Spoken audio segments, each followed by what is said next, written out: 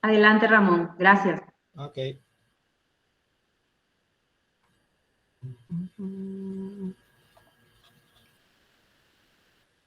Ahí Rosa Rufinelli levantó la mano. Perdón por error.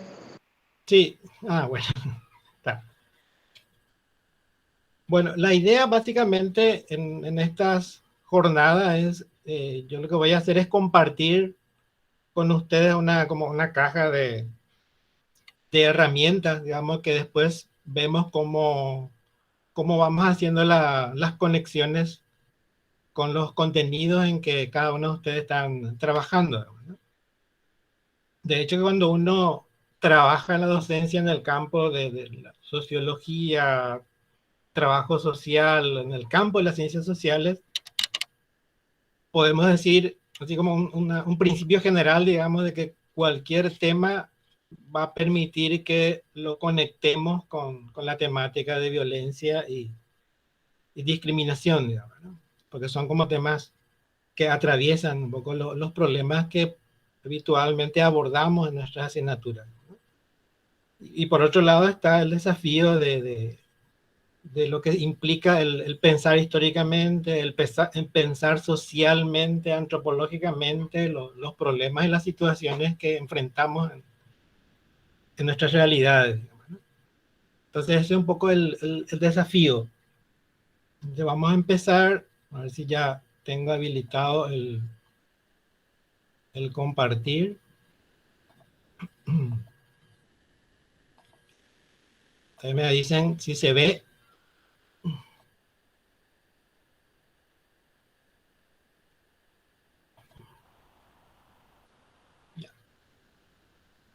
Se ve la presentación, ¿verdad? Sí, Ramón. Ok, muy Se bien. ve, sí. Bien, empezamos entonces. Hay una cuestión que, así mirando muy rápidamente, nomás la malla curricular, digamos, en que ustedes trabajan, había como una de las competencias hablaba del control de los prejuicios. Y ese va a ser un tema que vamos a volver constantemente al, a ese contenido, a ese núcleo, a ese nudo, digamos, porque está como muy vinculado a la violencia y a un tipo particular de violencia. Incluso hay un investigador que dice que le preocupa, digamos, la disposición al mal del ser humano, pero particularmente al mal que se apoya en creencias, digamos. Entonces, ese es un punto que probablemente vamos a estar como volviendo constantemente a ese nudo, y que está en el discurso científico, evidentemente puede estar también funcionando, digamos. Por eso que es importante esa idea del control de los prejuicios, del reconocimiento de prejuicios en los discursos. Esta es una entrevista a esta investigadora especializada en el tema de prehistoria, la francesa, se publicó el sábado pasado en El País, es Marilène Patou-Matis. Uno de sus últimos libros justamente desmonta una serie de ideas que se tenían respecto a periodos muy anteriores, digamos, de la historia. Fundamentalmente hablamos del Paleolítico, del Neolítico, los Neandertal, aquella imagen clásica que aún inclusive nosotros podemos ver en producciones para niños donde el hombre barbudo le arrastra a la mujer de la cueva, digamos, como que aún aparece y porque de hecho resulta relativamente reciente estas nuevas investigaciones que muestran que esos periodos de la historia, del pasado, son como muy revisables, digamos. O sea, las evidencias nuevas, las nuevas metodologías permiten desmontar una serie de prejuicios, estereotipos que estaban funcionando como supuesta evidencia en el discurso científico. El libro de ella se llama El hombre prehistórico es también una mujer, se publicó el año pasado.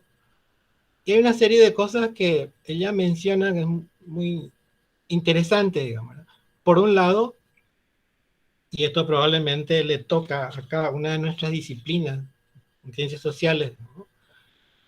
Que fundamentalmente casi la gran mayoría se constituyeron en el siglo XIX, finales del siglo XIX en Europa, ¿no? Sociedades particularmente patriarcales, ¿no? Y que es todo un proceso de ir desmontando los elementos conceptuales patriarcales vigentes en la sociología, en la antropología, en las ciencias políticas, ¿no? Y bueno, y la prehistoria, el análisis prehistórico, digamos, es uno de los más recientes que están siendo revisados, ¿no? Y justamente ella lo que reconoce es que la prehistoria como una disciplina es una de las que aparecieron, digamos, en la Europa occidental del siglo XIX, y señala ella esto de la sociedad particularmente patriarcal, digamos.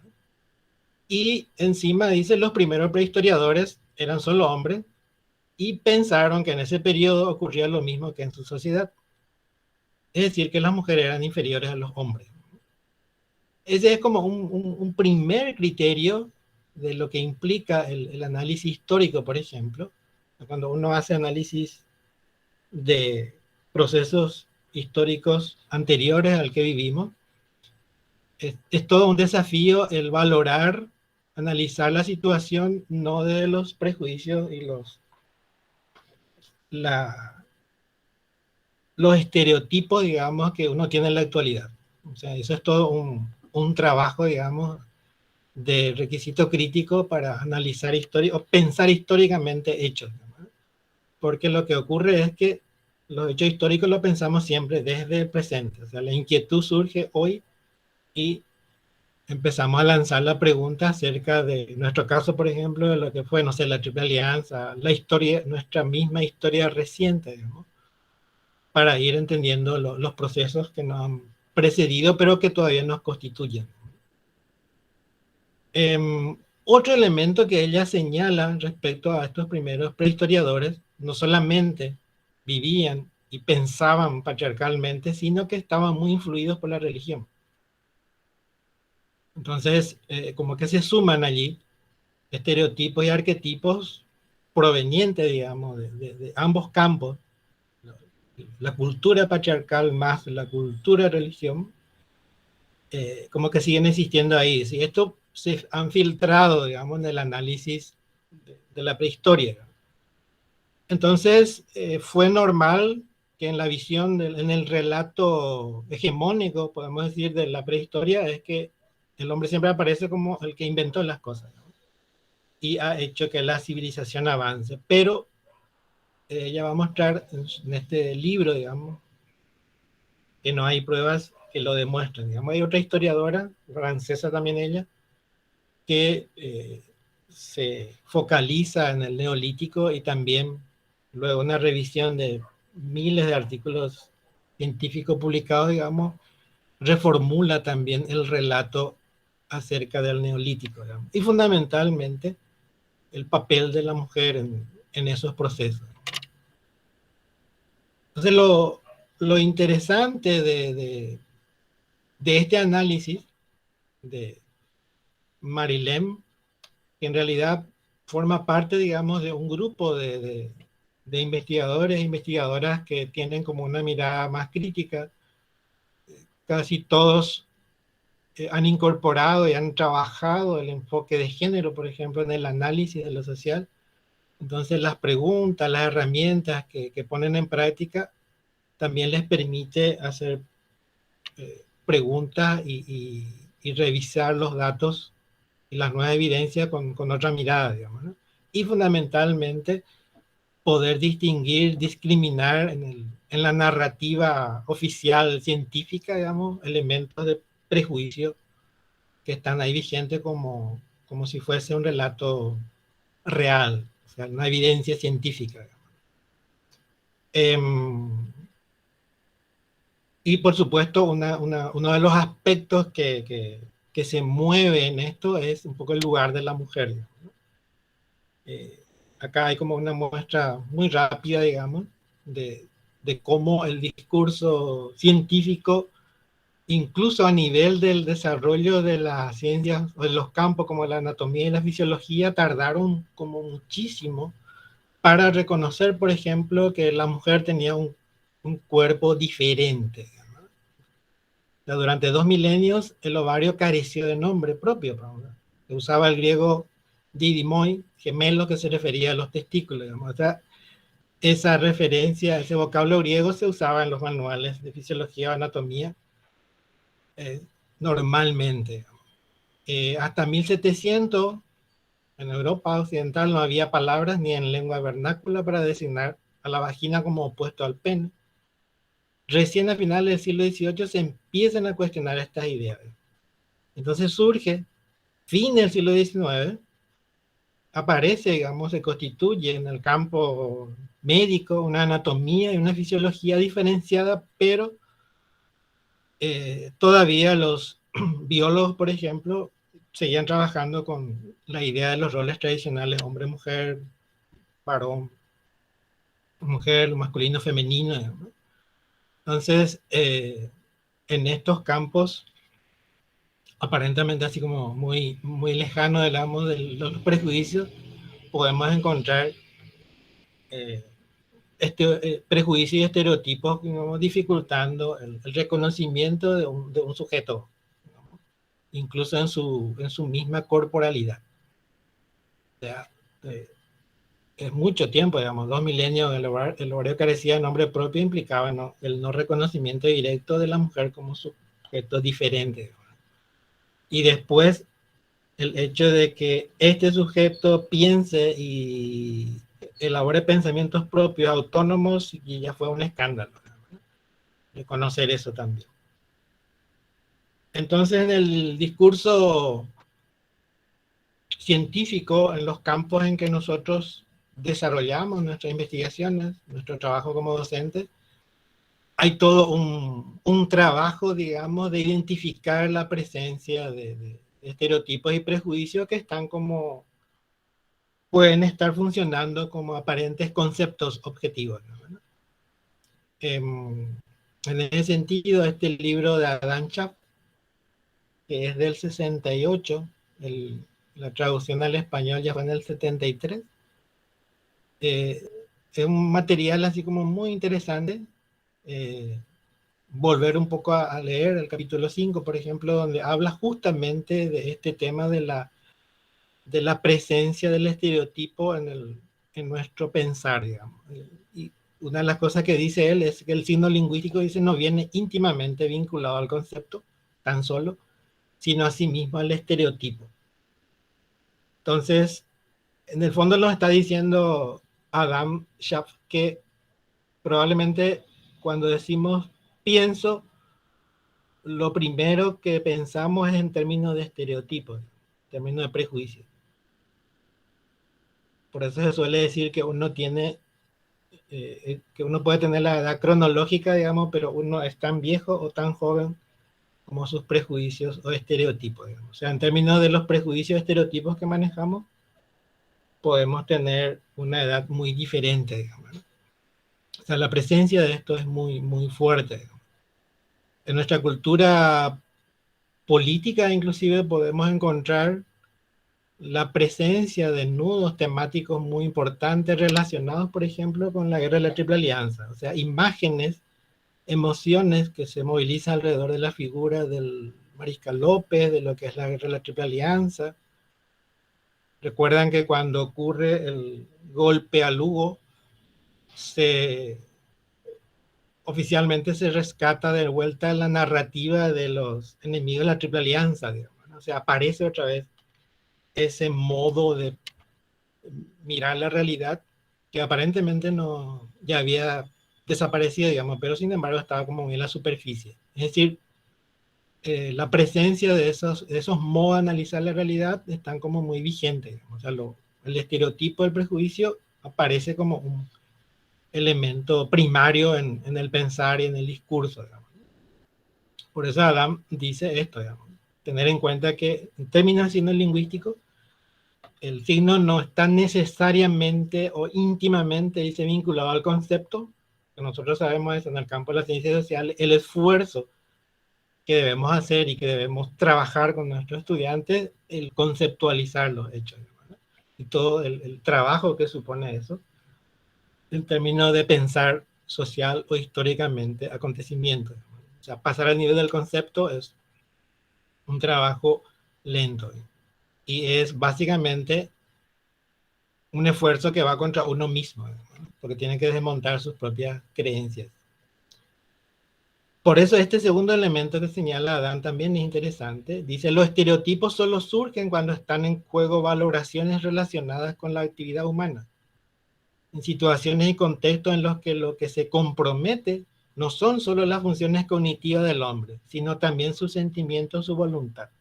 O sea, cuando discutimos la guerra de la Triple Alianza, no estamos discutiendo solamente un evento histórico analizado fríamente con una mirada historiográfica, digamos, sino mi vinculación emocional con un tipo de relato donde existe una figura, una del héroe, una figura militar, la figura de la guerra. Todos son esos elementos que tienen que ver para muchos de nosotros con el trasfondo de nuestra misma identidad, digamos, y si nos perturban, nos llevan a cuestionar eso, sí podemos reaccionar como muy mal, digamos. O los discursos muy vinculados con los antiderechos, digamos. Es decir, apelar a elementos como la familia, o sea, quién se opone a la familia, sin discutir ese concepto, digamos, como la familia es más bien como un estereotipo, un prejuicio, no como un concepto, pero es para darnos cuenta nomás que la presencia del estereotipo o del prejuicio en términos políticos, digamos, y de acción política, porque esa es la preocupación de Adán Schaff. Él dice, el capítulo 5 se llama luego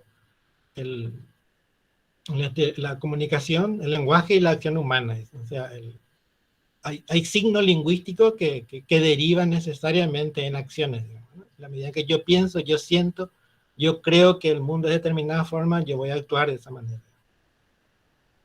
Y muchas de esas maneras pueden ser formas violentas de acción sobre otros. Entonces, ese es el punto en que el trabajo de desmontar estereotipos y prejuicios en el campo de las ciencias sociales es todo un trabajo, ¿no? Trabajo pedagógico no siempre sencillo, evidentemente. Entonces, a partir un poco de este marco que habilita el poner sobre la mesa, digamos, este tema puntual de la presencia cotidiana de prejuicios, estereotipos, juicios de valor. La idea es empezar un poco como al revés, no porque yo sea guaireño, digamos. Y antes que empezar por definiciones de la violencia, que hay muchísimas, que ese es otro desafío también, de hecho que en el campo de las ciencias sociales la diversidad de definiciones o conceptos sobre cualquiera de los temas es una situación como cotidiana, digamos. Lo que quiero hacer es plantear un poco así como seis miradas, 6 miradores sobre la violencia. Y estos miradores tienen que ver más como un esfuerzo por contextualizar, de cómo mostrar un poco la ecología de la violencia. Porque a veces en las definiciones muy generales, de repente todo puede ser violencia y cuando todo puede ser violencia, en realidad se dificulta entender el fenómeno. Recuerdo que a nosotros en psicología nos decían que los psicólogos cuando no entendíamos algo, remitíamos a la palabra maestra que es inconsciente, digamos. O sea, cuando algo está como muy complejo, tenemos a mano el recurso de decir, no, eso es inconsciente. Pero ahí inconsciente no funciona como un concepto, sino como un simple salvavidas, que no es explicativo de nada, digamos. Entonces la idea es hoy concentrarnos un poco en estos posibles miradores, puede haber más de 6, digamos, pero que considero tienen que ver sobre desde dónde y en relación a qué sería bueno pensar la violencia independientemente de la definición que uno trabaje, digamos. Que sí lo abordaríamos en la siguiente sesión ya a partir de los materiales que voy a dejar.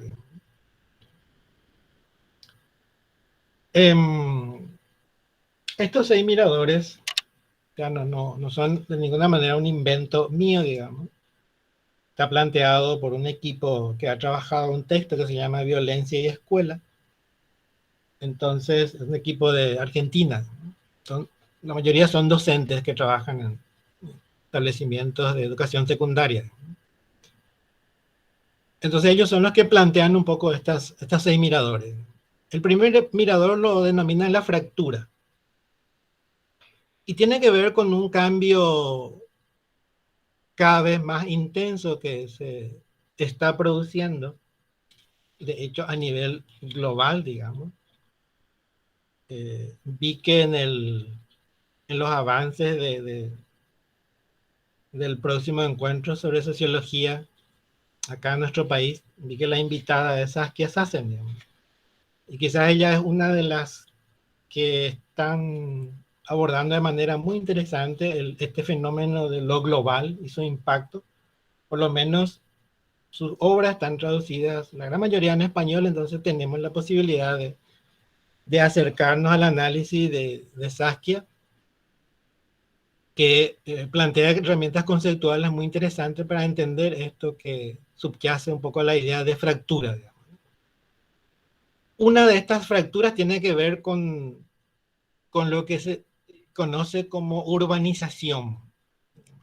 Es decir, la evidencia es que a nivel mundial, digamos, ha ido aumentando la población urbana. El promedio es que a nivel mundial, digamos, el 55% de la población mundial está viviendo en espacios urbanos.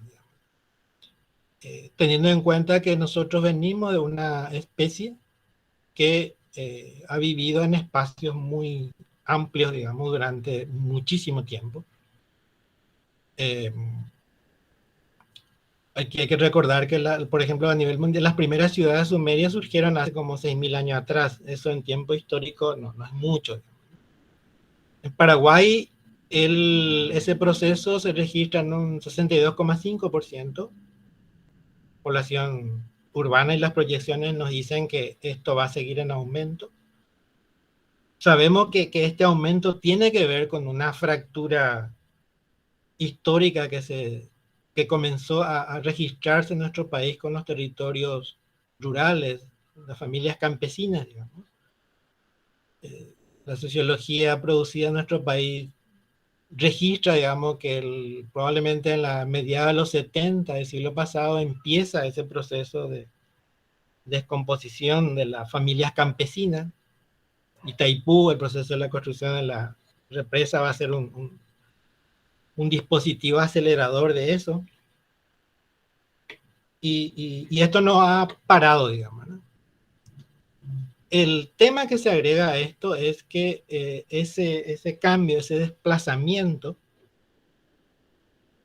se da en un contexto de permanente y acentuada desigualdad, que es un tema también así como muy denso actualmente en la sociología, y justamente Saskia Sassen es una de las investigadoras que ya la palabra desigualdad ya le queda corta para abordar, digamos, los fenómenos que están ocurriendo actualmente. Rita Segato también cuestiona, por eso ella propone, digamos, esta idea de la dueñidad, porque ya vivimos en sociedades donde la concentración de riqueza económica, política, simbólica, digamos, se va reduciendo en grupos más pequeños de poder. Entonces, la situación de desigualdad ya es tanta que le queda como corta, digamos, la idea de desigualdad.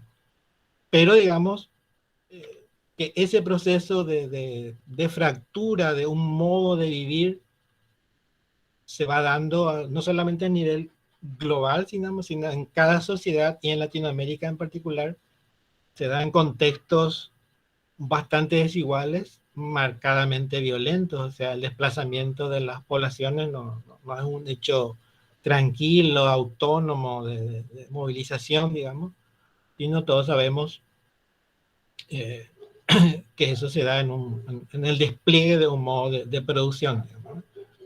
Y encima son violencias impunes, que le agrega como un elemento más de inquietud.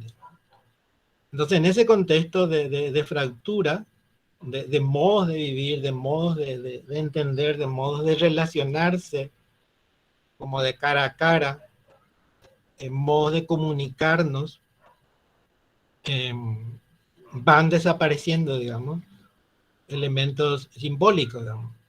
Fíjense que una de las preocupaciones en el tema educativo, por ejemplo, es lo que conocemos como dificultad de comprensión lectora y de escritura, digamos. Yo creo que allí hay que tomar un poco esta idea de Belia, cuando decía él de un pueblo que se deslengua, se despiensa y viceversa, digamos, y tratar de leer un poco en un contexto un poco más complejo ese problema puntual, digamos, porque eso que vemos como efecto de superficie y dificultad de comprensión lectora puede estar indicando un fenómeno mucho más inquietante, digamos, de disolución de ciertas formas culturales, políticas y de posibilidad de expresión. No es solamente, ojalá fuera una cuestión muy sencilla, digamos, de mejorar, de insistir más en la lectura y en la escritura, digamos, pues yo creo que no pasa por ahí en una sociedad como la nuestra. Hay fracturas como más profundas que se están jugando en esas competencias que se van desmontando, digamos. O sea, la capacidad de leer, la capacidad de entender, tiene mucho que ver con la capacidad de conectarme con mis necesidades, con mis emociones, que eso sea reconocido, que se escuche mis demandas. Son, son situaciones como muy complejas las que están alrededor probablemente de ese fenómeno que aparece como un fenómeno, como un problema de la educación. Entonces, en ese contexto de fractura, de ruptura, de sociedades que se desgrana, que se fragmenta, aparece evidentemente preguntas, digamos, o sea, ¿cómo construimos la experiencia de la diversidad en un contexto que tiene estas características? ¿Cómo responder a la pregunta de quién es uno? ¿Cómo saber eso si se multiplican las voces?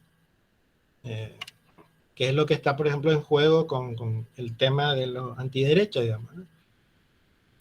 ¿Qué pasa cuando hay muchas formas posibles de entender lo masculino, lo femenino, las identidades sexuales, digamos? Esa emergencia de la diversidad en contexto de desigualdad otra vez se vuelve mucho más difícil los consensos y las posibilidades de acuerdo. Los debates sobre transformación educativa están teniendo como un obstáculo muy fuerte en esos temas, por ejemplo, ahora, en la actualidad.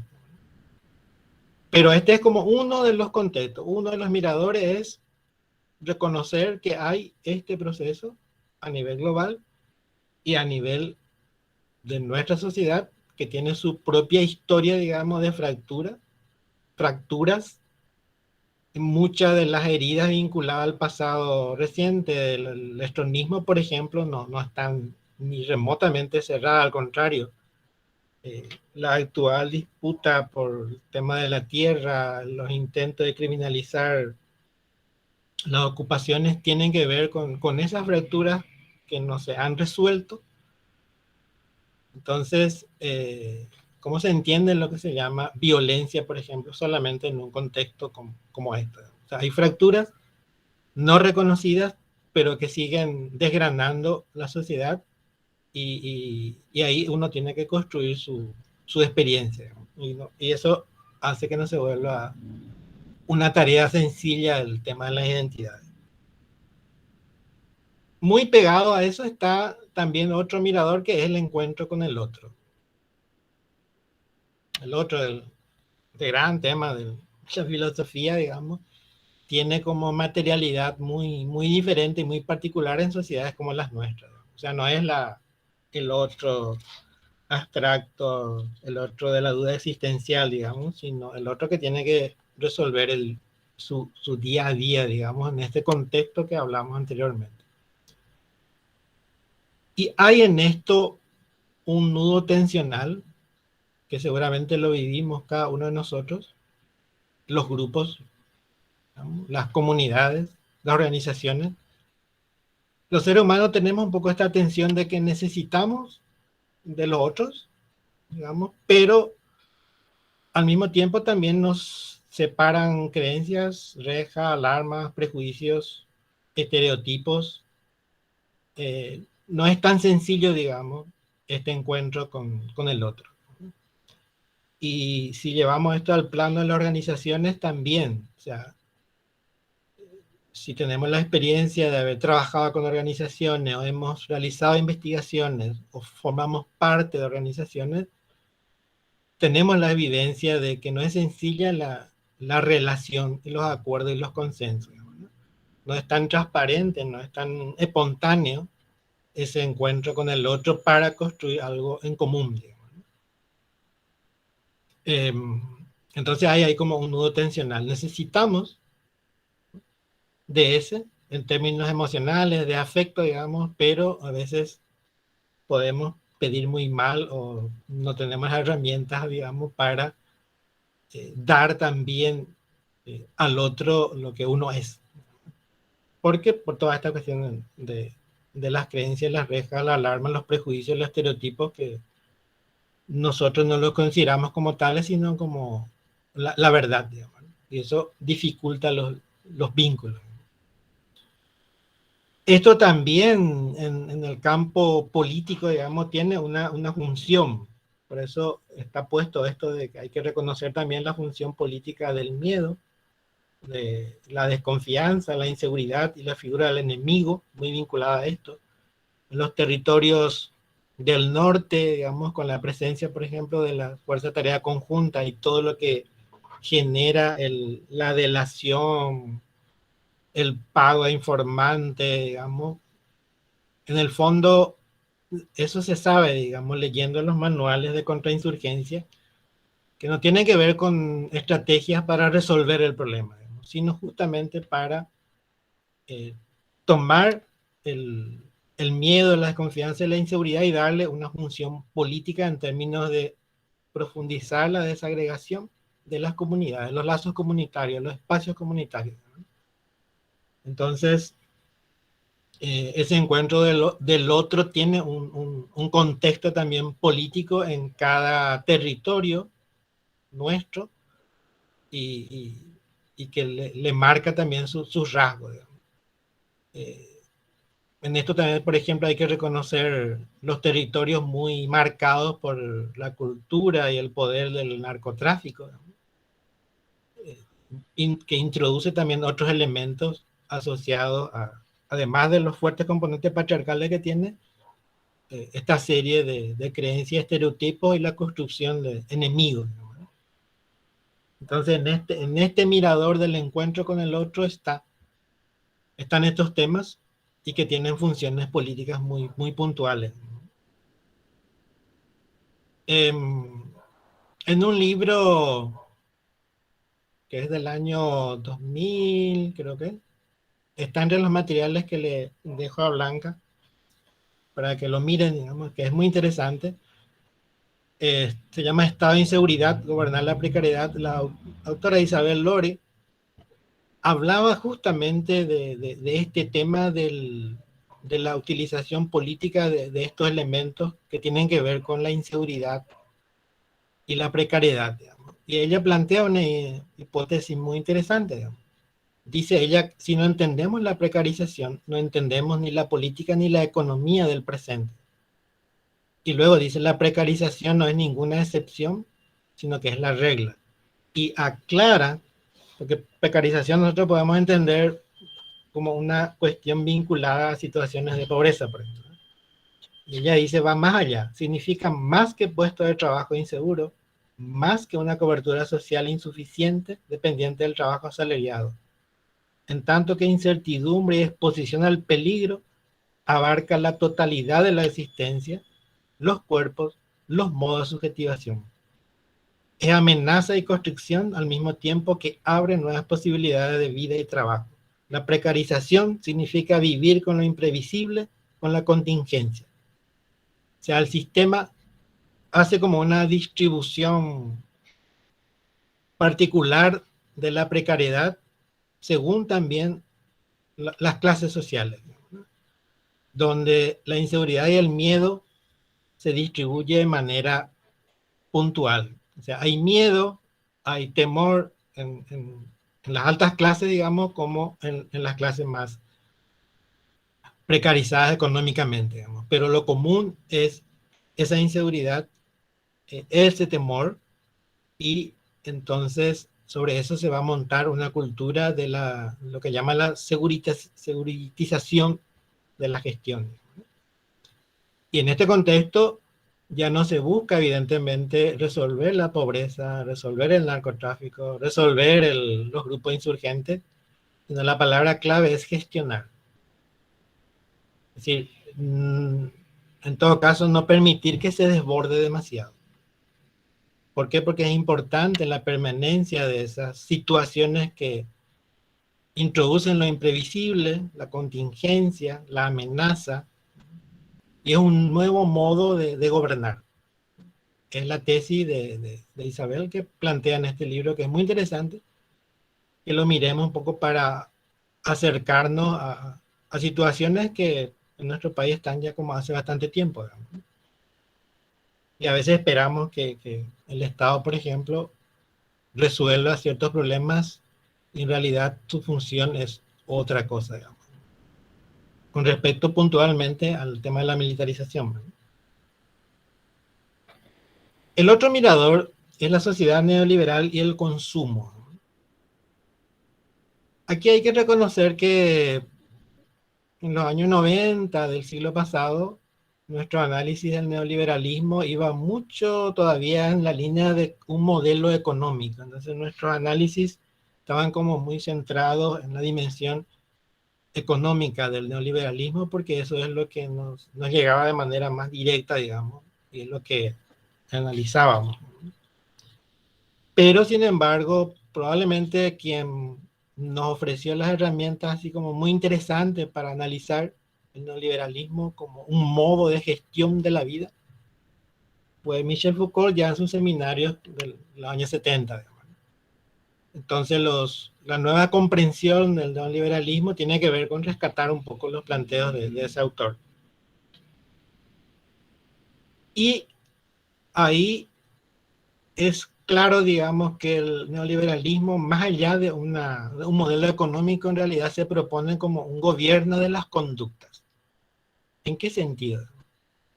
El neoliberalismo tiene una premisa donde no es que no reconoce la potencia del sujeto, de la persona, de la gente, digamos, ¿no? Y de los colectivos también. Pero sí dice que esa potencia, ¿sí?, individual o colectiva, se perfecciona bajo la forma empresa. En la empresa, el modo de gestionar de la empresa es el modelo de perfección de la potencia. No es la organización campesina, no, menos las organizaciones de mujeres, menos esas organizaciones que aparentemente no existen liderazgo, que es el movimiento. Eso no. Es la empresa, y un tipo de empresa, a tal punto que se vuelve sospechosa o patológica cuando no asume esa forma. Por eso los esfuerzos por desmontar las otras formas organizativas, digamos, y principalmente en Latinoamérica, tiene que ver con movimientos, experiencias que se salen de la forma empresa y disputan los espacios políticos. El movimiento de mujeres en Latinoamérica, campesinas e indígenas fundamentalmente, tienen un poco ese cariz, digamos, que se sale evidentemente de la forma empresarial de gestionar. Entonces descubren, o sea, están mostrando en la práctica que la potencia se perfecciona bajo muchas formas, La empresa no es la única y probablemente no sea la más recomendable. Pero el neoliberalismo en su discurso es lo que plantea. Y esto tiene que ver con que es la ampliación de un discurso económico a lógicas no económicas. Entonces, lo que es la empresarialidad no es solamente una unidad económica en el mercado, sino que es una práctica moral, es una forma de vida. Entonces, hay libros de autoayuda que te invitan, digamos, a gestionar de una manera empresarial o económica tu vida afectiva, sexual, tu vida de pareja, digamos. Todo puede caer bajo la lógica del discurso económico, porque el modo empresarial tiene que ver con un modo de gestionarte vos mismo. O sea, la propuesta neoliberal. Y evidentemente no todos pueden entrar en esa propuesta y son muchos los que quedan fuera, digamos. Y esta es una cuestión muy interesante, digamos, porque tiene que ver mucho principalmente cuando trabajamos en el campo de los derechos humanos. Cuando exigimos, demandamos, digamos, que el Estado sea garante de derechos humanos. En el neoliberalismo, aparentemente hay como un discurso de achicar el Estado, ¿verdad? Pero en realidad, dice, no se trata de que el Estado se corra para dejarle lugar al mercado.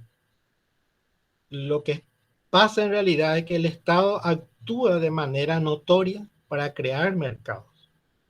Esta es una cuestión muy interesante para pensarlo, digamos, porque no es tarea fácil crear y sostener mercados. Pensemos nomás en el campo del agronegocio, digamos, ¿no? El Estado ahí como tiene muchas tareas y en ocasiones funciona como grupo de tareas. El grupo de tareas nos estamos refiriendo a la experiencia de las dictaduras militares, digamos, ¿no? El grupo de tareas se usaba mucho en Argentina, en los grupos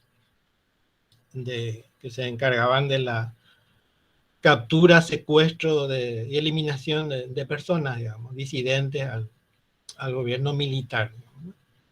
Y entonces, en el marco del neoliberalismo, el Estado actúa como un creador y sostenedor de cierto tipo de mercado. No es que está como muy achicado o muy fuera de lo que está pasando. Se va reconfigurando.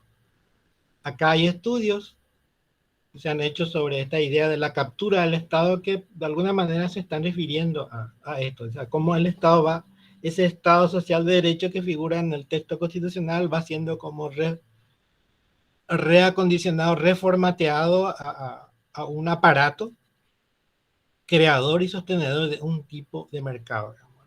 El siguiente paso sería que funcione, y esto habla también Rita Segato en su análisis, que en muchos lugares el Estado funciona, digamos, con su lógica mafiosa, digamos, ¿no? O sea, esa violencia, esa lógica del narcotráfico aparece en algunos estados como un modo de funcionar del propio Estado, digamos. Entonces, este es un elemento dentro de la propuesta neoliberal, ¿no? Que evidentemente tiene una connotación y una derivación en términos de violencia muy inquietante. Y por otro lado, el neoliberalismo no es solo una ideología, digamos, es un diagrama de poder, dice. La ideología es posible de ser denunciada. Un diagrama de poder supone que no somos externos al mismo. O sea, no es que nosotros estamos fuera del discurso neoliberal, de la propuesta neoliberal o del modo neoliberal de vivir, digamos. Y estamos dentro y eso nos lleva a la necesidad de reconocer sus fuerzas, sus prácticas, sus modos de ver, sentir, su modo de hacer que nos atraviesan, digamos, en esas disputas por el poder, en los modos de consumir, o sea, en muchas maneras cotidianas puede estar presente ese diagrama de poder, y que es todo un trabajo, la deconstrucción, digamos, ¿no? Como dicen las mujeres campesinas en los comités en el norte, ya mañana mira, entonces ya no de pupi ya se llama hecho para hoy coe vayan de abutepe te apanajani, dice, ¿verdad? Entonces como una invitación que se hacen ellas mismas a mirar qué tanto de neoliberal o de autoritarismo, de patriarcado hay en ellas mismas para poder después desconstruir y avanzar hacia otros modos que ellas consideran que deberían ser las relaciones.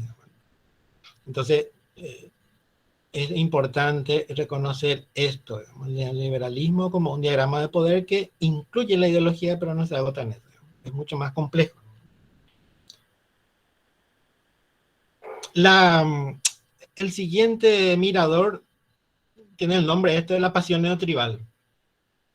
Y el texto de las autoras, estamos comentando, dice, digamos, en el marco de las fracturas, en este marco donde hay sociedades que vienen fracturándose sostenidamente, tienen fracturas históricas. En nuestro caso, la lucha por la tierra es como un hilo que recorre nuestra historia, ¿no? Que se ha ido profundizando. Surge desde el fondo del alma como un rastro del paleolítico, una furiosa necesidad, la pasión neotribal. Hay que recordar que en el paleolítico aparecen las primeras experiencias de rito, mitos y prácticas asociadas un poco a los primeros ritos y mitos considerados como mágicos, digamos, ¿no?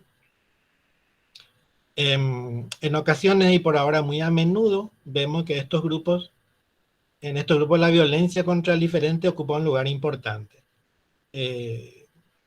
Por lo menos ahora tenemos, en estos últimos años se ha producido bastante literatura sobre los grupos antiderechos en la región, digamos. Hoy conocemos un poco más sus vinculaciones, sus prácticas, sus discursos, sus temas principales, digamos, como, no sé, la ideología de género, el tema de la familia, y incluso las prácticas de presencia en el escenario público bastante violentas en ocasiones. Entonces, y estos grupos,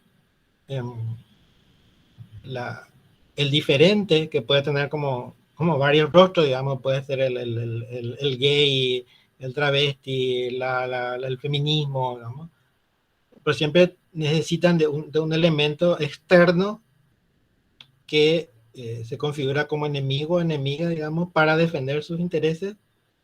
Comparten rituales, colores, discursos, un código, repertorio de temas que los unen, digamos, ¿no? Pero está esta presencia importante cada vez más en nuestra sociedad, ¿no? Y que tiene esta práctica también violenta en distintos niveles, en el lenguaje, en la descalificación, en la adjudicación así sin ningún límite, digamos, en la descalificación del otro. Incluso tienen, o sea, programas de televisión como El Repasador, por ejemplo, son como expresión así fuerte del tipo de cultura que gira un poco alrededor de estos grupos, ¿no? Y que tiene ese componente violento.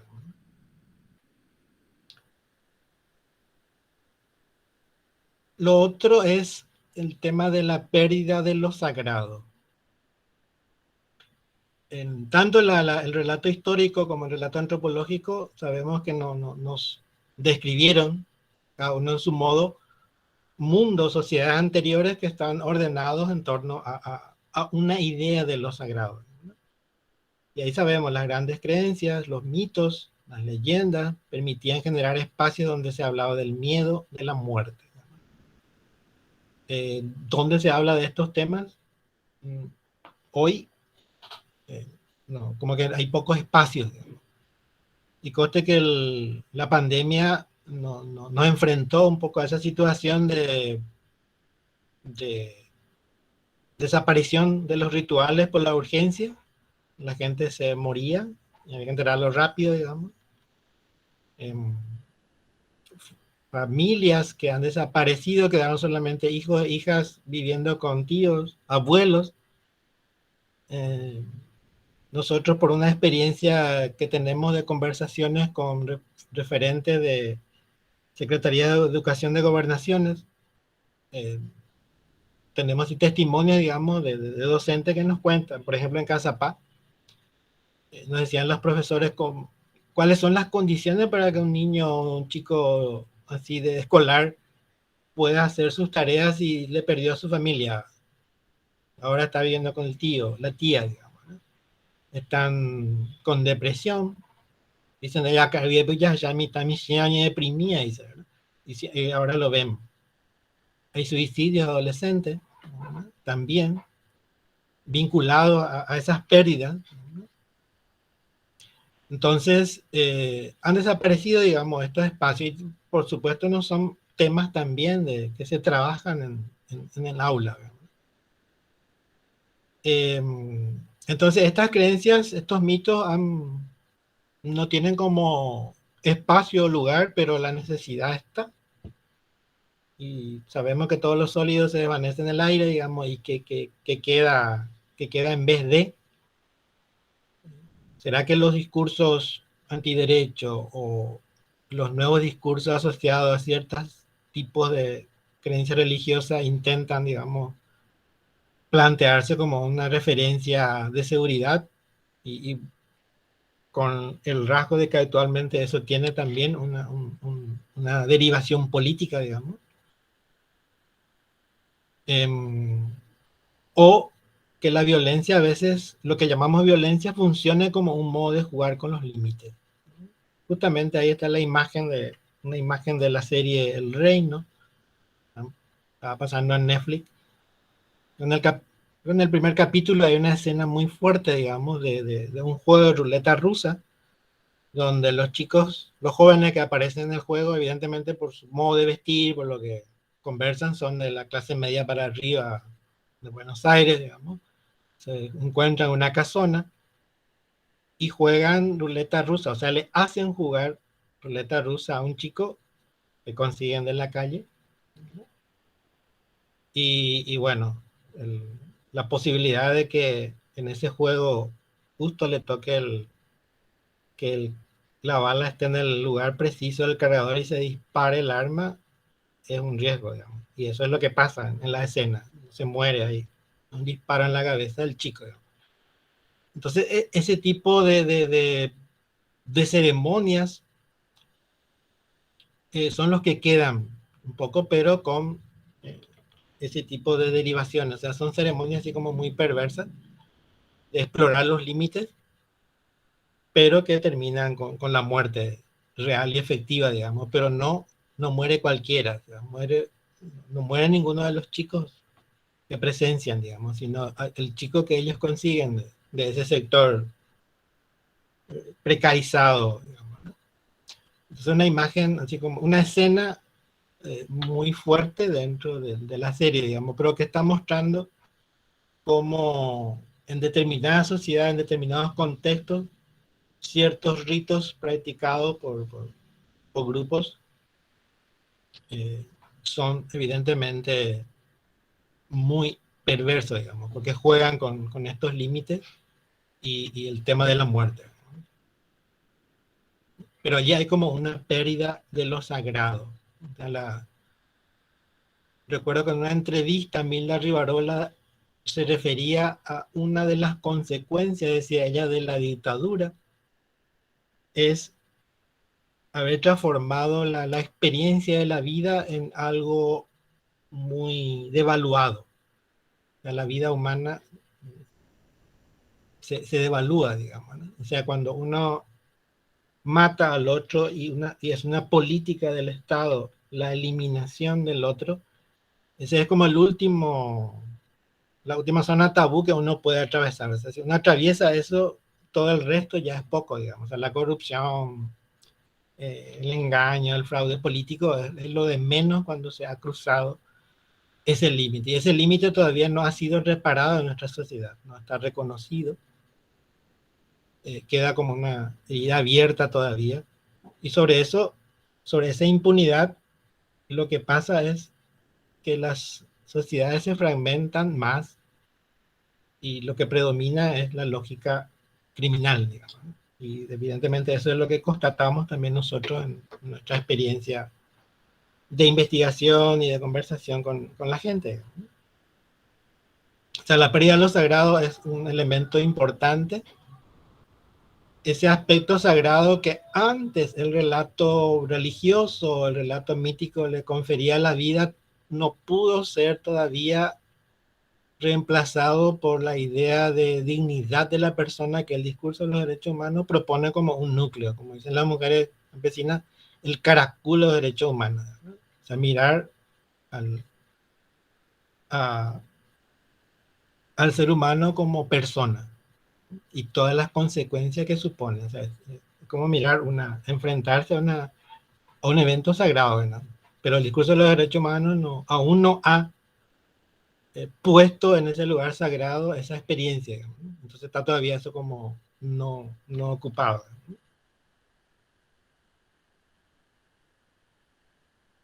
El otro mirador es el mundo mediático, el mundo del campo, de los medios de comunicación y actualmente el papel de las redes, digamos, que amplifican poderosamente los mensajes y las imágenes, el poder de las imágenes, digamos, ¿no?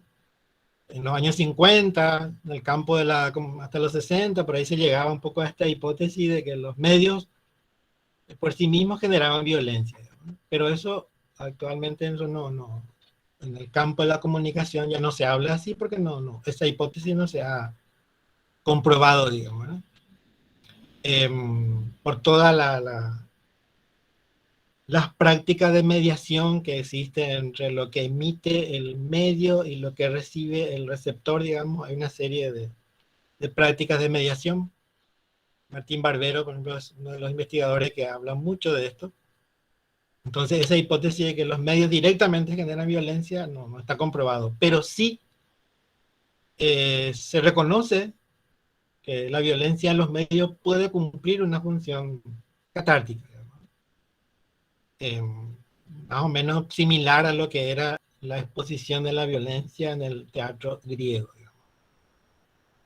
Eh, ya verlo, digamos, cumple una función catártica. El tema es cómo planteamos esto en el caso de los niños pequeños, digamos, cuando aún no existe esa discriminación entre los niveles de lo real y lo imaginario, en un territorio donde los adultos están cada vez más tironeados por el campo laboral y no hay adultos que acompañen, digamos, la experiencia de los niños en el consumo de medios. Entonces allí hay como un vacío sobre el cual tenemos que trabajar también. ¿Qué pasa también con la saturación? Yo recuerdo que en la primera época después del golpe de Plaza Stroessner, digamos, cuando empieza a aparecer en los periódicos los casos de tortura, represión en la prensa, llega un momento en que la saturación, hay tanta información, digamos, que ya se vuelve así como, tiene un efecto al revés probablemente. O sea, en vez de generar eh, preocupación y compromiso con la causa de los derechos humanos, se satura tanto y comienza como a banalizarse eso. eh, Se interesa uno más por los detalles morbosos, digamos, de las prácticas. Y ahí hay todo un tema con la cuestión de la saturación de la información relacionada con la violencia. O sea, ¿qué pasa con eso? Sí. Tiene que ver con que se banalice la violencia, que se vuelva consumible, que no se reconozcan formas de violencia en cuestiones que consideramos como naturales, digamos. Pero acá está claro que los miedos son amplificados a través de los medios. Una sola noticia de un solo evento de asalto que uno ve en todos los canales a la mañana, se repite durante la mañana, vuelve a aparecer el noticiero al mediodía, a la noche también, da la sensación de que en el día hubieron demasiados robos, digamos, por ejemplo. Entonces, ese efecto de amplificación de soluciones mágicas también. Y cuando uno hace la investigación encuentra que en términos estadísticos no hay tantos robos como se presume que hubo. Pero sí, la exigencia o el pedido de mayor seguridad o de mayor inversión en seguridad sí puede aumentar. Y eso se puede estimular desde esta amplificación que los medios pueden realizar, digamos. O sea, el campo mediático tiene su particular vinculación también con las formas de violencia que pueden existir en una sociedad. Y el último mirador tiene que ver con lo que se conoce como anomia y crisis de valores, que también es una cuestión aquí a plantearse críticamente. Uno cuando trabaja principalmente con docentes y con padres, seguro que va a escuchar esta expresión constante: ya no hay más valores, ¿verdad? Y hay como una nostalgia de un tiempo en que sí, la cosa funcionaba y los valores estaban. Entonces, acá la invitación es a ver qué podemos escuchar realmente en esta expresión. Evidentemente, cuando alguien dice ya no hay más valores, no está invitando a hacer una reflexión epistemológica acerca de la distinción entre ética y valor, ética y moral, ¿verdad? O lo que nos está queriendo decir es que hoy se volvió un poco más complicado lograr consensos porque hay como diversidad de enfoques. Antes estaba como muy bien definido ya. Cuando trabajamos el tema de la dignidad de la persona con los comités de mujeres en Concepción, cuando ellas preguntaron, ¿se acuerdan?, cuál era el caracú del discurso de los derechos humanos, y conversamos de que lo que llevó bastante tiempo era lograr, por ejemplo, un consenso acerca de justamente un fundamento, digamos, y que fue la idea de persona, y que eso tenía que ver con que todos los seres humanos son personas y las personas son dignas de derechos. Y la reacción fue, ellas dijeron, pero eso es muy desafiante. Peanda y por dice, ¿verdad? Y ellas decían patriarcado y de pupe, o sea, en el interior del patriarcado está muy definido, dice, quién es hombre, quién es mujer, más va la mitad, más va el lugar completo, digamos, ¿verdad? Pero decían, pero si todos son personas y todos son dignos, vaya a inventar a la pichagua relación, decían, ¿verdad? Entonces captaba muy bien el desafío que subyace a esta idea del ver, mirar al otro como persona, digamos, ¿no? Porque es salirse, por ejemplo, del patriarcado que define ya los lugares, y eso ya está ahí definido, digamos. Entonces, cuando uno pasa a la experiencia de ubicarse ante la diversidad de enfoques, evidentemente el trabajo del consenso se vuelve más complejo, digamos. Entonces, el malestar ante eso podría estar expresándose en esto de que ya no hay más valores. Está diciendo, bueno, me cambiaron los valores. El enfoque de derecho aún no es un recurso cotidiano. Evidentemente, lo que se llama cultura de derechos humanos no es todavía una experiencia cotidiana.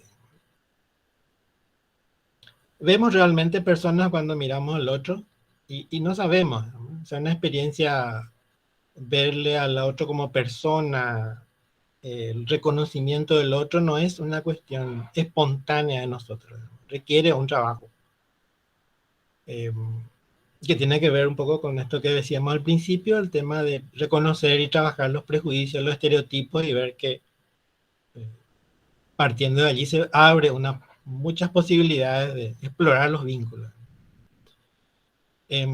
Aparentemente cuando dicen ya no hay más valores, también hay inquietud sobre entonces qué es lo permitido y qué es lo prohibido, dice, ¿verdad? Que también nosotros podemos plantear en un contexto de impunidad o de impunidades, se va difuminando también estos límites entre lo permitido y lo prohibido, y que aparece cuando la gente dice a cualquier cosa antemacoicatuico. O sea, esa sensación es muy inquietante, digamos, ¿no? O sea, la sensación que puede, sí, en términos políticos, digamos, si las autoridades de cualquiera de los poderes está luego en la corrupción y es impune, entonces, ¿qué qué es lo que yo puedo esperar como, o sea, por qué a mi ciudadano común me exigen que respete las leyes, digamos, ¿no? Entonces empiezan a funcionar otras lógicas, evidentemente. Además de que la impunidad genera esta sensación de que cualquier cosa puede pasar a partir de ahora. Entonces, eso es lo que está en juego un poco detrás de esta idea de la crisis de valores, digamos, ¿no?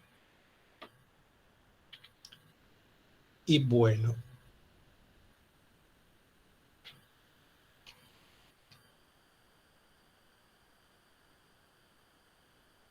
esta sería un poco como las 6 ventanas eh, que estos autores y autoras proponen para acercarse al tema de la violencia, como diciéndonos, la violencia, más allá de las definiciones que podamos agarrar para trabajar, sería bueno que conectemos un poco con este es su entorno.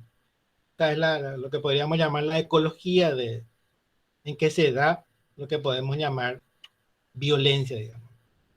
Porque un problema que suelen tener, digamos, las definiciones, eh, toda definición, digamos, es que por su propia operatividad tiende a simplificar un poco el fenómeno.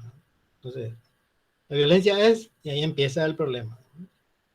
Eh, por eso hay como un esfuerzo también de incorporar elementos en las definiciones, pero siempre hay como una sensación de que se está refiriendo a algo que está pasando en un momento determinado donde participan algunas personas o algunos colectivos y como que no hay una historia, un proceso, un contexto en que se da eso y donde sí, eso que llamamos violencia puede estar teniendo un sentido muy particular, digamos. Y muchas cosas que llamamos violencia por allí no son. Por allí necesitamos para entender ciertos eventos otras maneras de abordar, digamos. Cuando en el campo de la docencia los profes nos dicen, y hay mucha violencia entre los chicos, digamos, y se refiere en los recreos que se pegan, no son muy violentos con el lenguaje, digamos. Y en ese momento la propia palabra violencia aparece como un problema ya para entender lo que está pasando.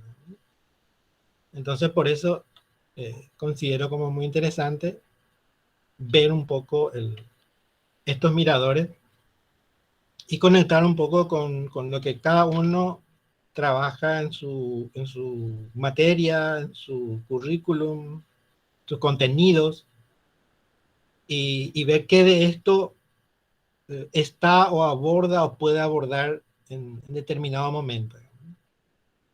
Mi idea es llegar un poco hasta aquí y ver qué reacciones hay.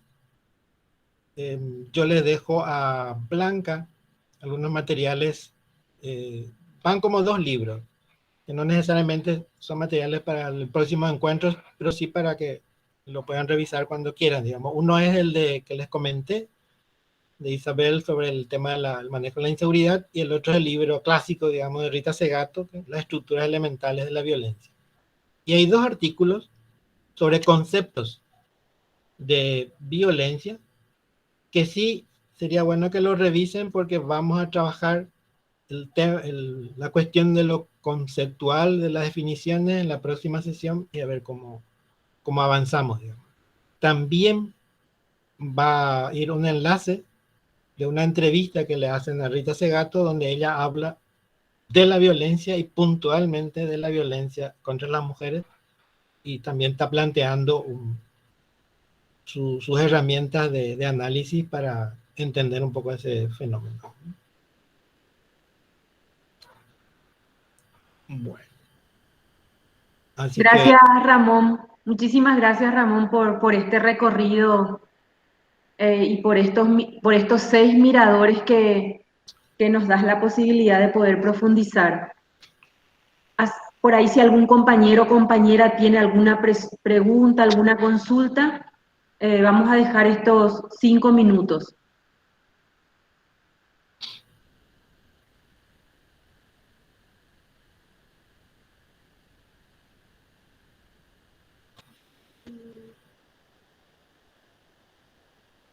Bueno, no tenemos hasta el momento ninguna pregunta, Ramón.